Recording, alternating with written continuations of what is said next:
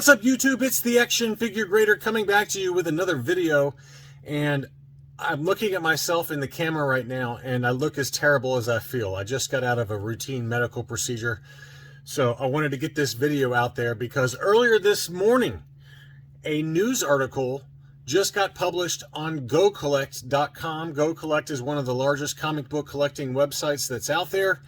They reached out to me earlier this week and said, Action Figure Grader, John, we'd like you to put together an article, if you are so inclined, on Star Wars comics.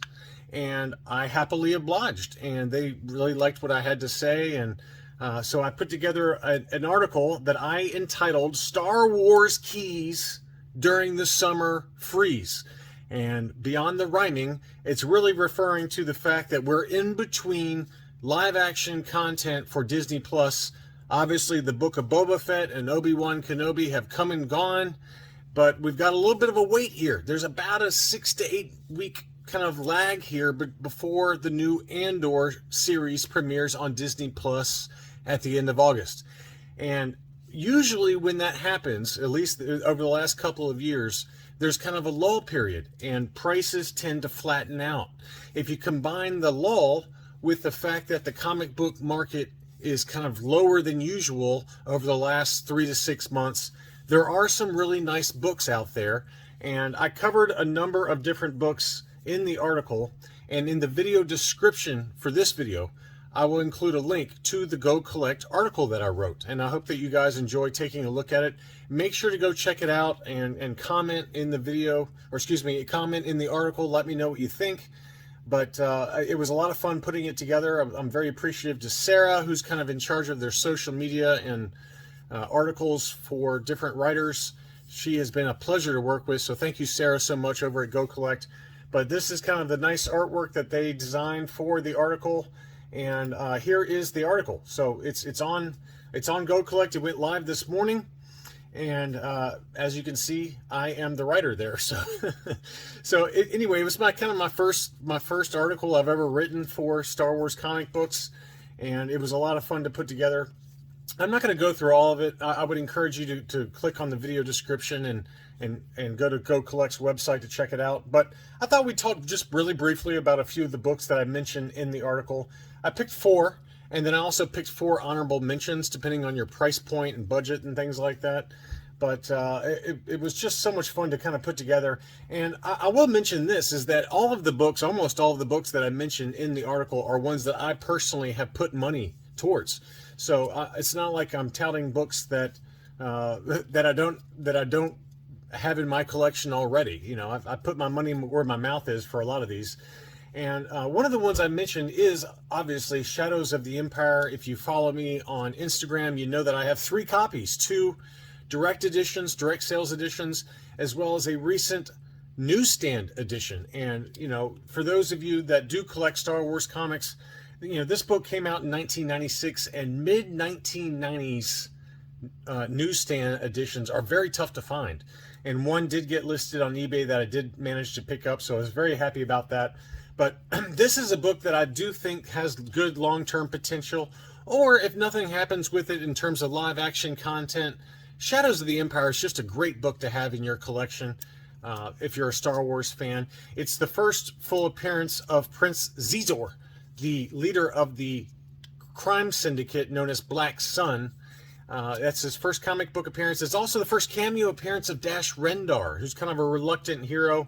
It's a novel that I think makes a lot of sense for Disney to eventually bring to either a movie or live action content, you know, a series of some sort. And I really love the cover. It's just a beautiful cover. And I wanted to, while we're on the subject, I wanted to show you some of the detailed data that you can get on GoCollect. This is the pro version. I'm a pro version with them. And what I like about it is that it's all in one spot. You can track sales history, and it also tracks eBay prices and where they've been selling. This is the one I picked up that sold for $255 on July 2nd. But the seller did not note that it was a newsstand edition in the eBay ad. So I was very fortunate to notice that it did not have the direct sales language next to the barcode, the UPC code on the front. So that signifies it's the newsstand, and I cannot imagine there are a lot of those out there. There's only 111 9.8s in the universal blue label on the CGC census. And again, this is why I like GoCollect's kind of presentation here, because it's all in one spot. I don't have to go to the CGC website. All of that filters in here, and you can see just how many in each grade there are, and whether it's universal, signature, or qualified.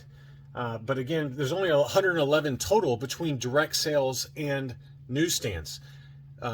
CGC does not break out on the census the number of newsstands versus direct sales, because the price was exactly the same.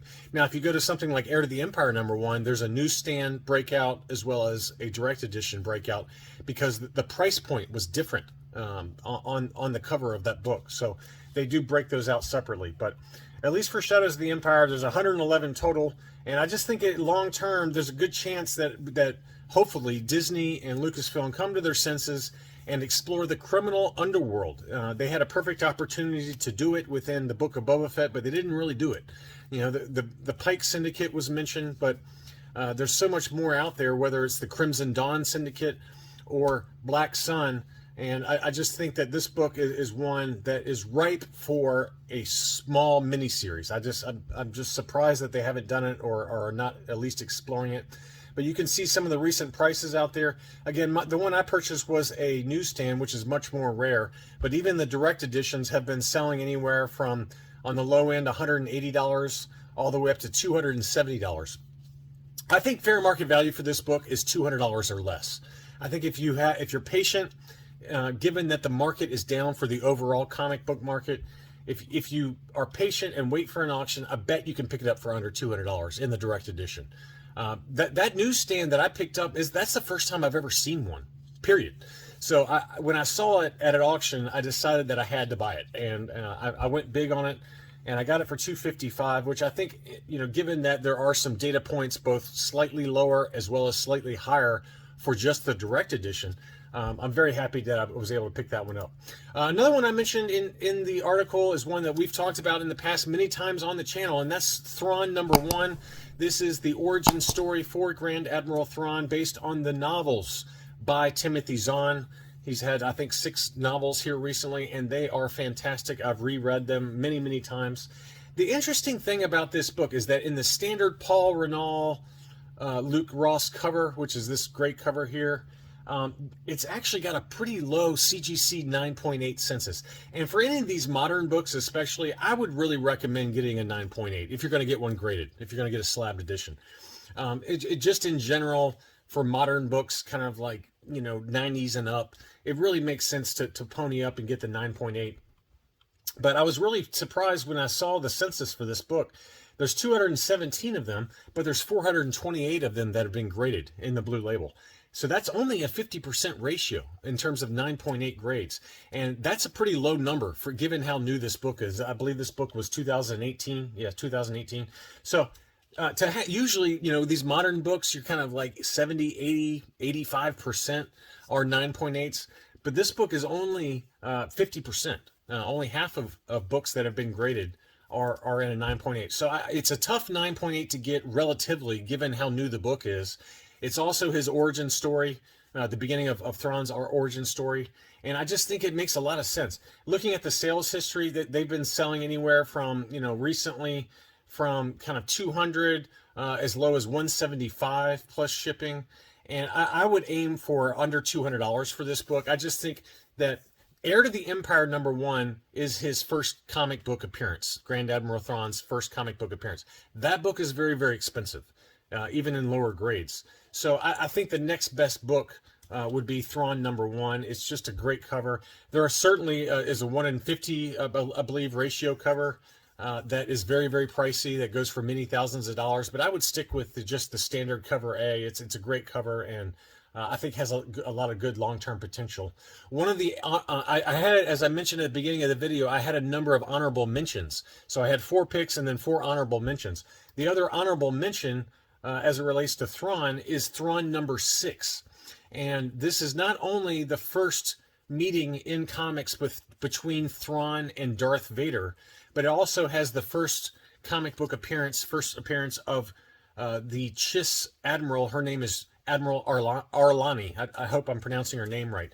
But she has a big presence within Timothy Zahn's novels. I fully expect that we'll see her at some point in live action content, assuming that Thrawn is as popular with mainstream audiences as he is with hardcore collectors.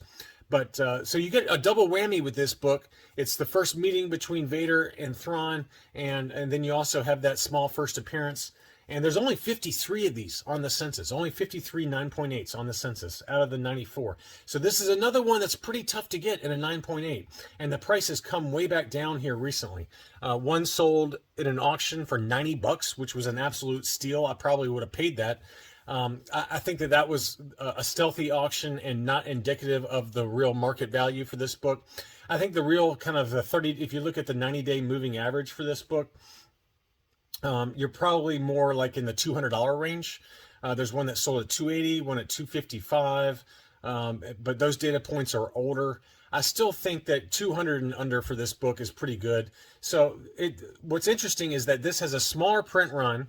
It also has a much smaller number of 9.8s, but it almost has the exact same price as the beginning of Thrawn's origin story, which is Thrawn #1. So Thrawn 1 and Thrawn #6 are both pretty popular with collectors, and I think they both are good keys to have, secondary keys to have, so to speak, for Grand Admiral Thrawn as we head into the Ahsoka series. And then another book that I did mention is High Republic Adventures Annual 2021. This is a book I picked up and mentioned on the channel. This is the standard cover. I would look at the That Dude Books exclusive, and that's this cover here. There's a full color version like this. There's also a color splash version where it's just partially black and white. The reason I like the High Republic Adventures Annual 2021 is that it's the first full appearance of Bel Zettifar, and he is kind of like the Luke Skywalker of the High Republic era. There's also I think there's a total of 5 or 6 first full appearances within this High Republic Adventures Annual 2021. It's a no-brainer pickup. I just really think that this book has a lot of good long-term potential, because if you've read the novels like I have, because I'm a nerd, if you've read the High Republic novels, Bel Zettifar is basically kind of coming into his own as a Jedi, and he had a big role within the last book called The Fallen Star by Claudia Gray. And I just think that as we head into Phase 2 for the High Republic, Marvel and Lucasfilm, they have a whole Phase 2 that's going to start this fall. I bet Bel Zettifar will have a pretty major presence within those, and will kind of come into his own as kind of one of the leading characters. And whenever it hits on Disney Plus, I think that we'll eventually see some live action content for the High Republic or in theaters.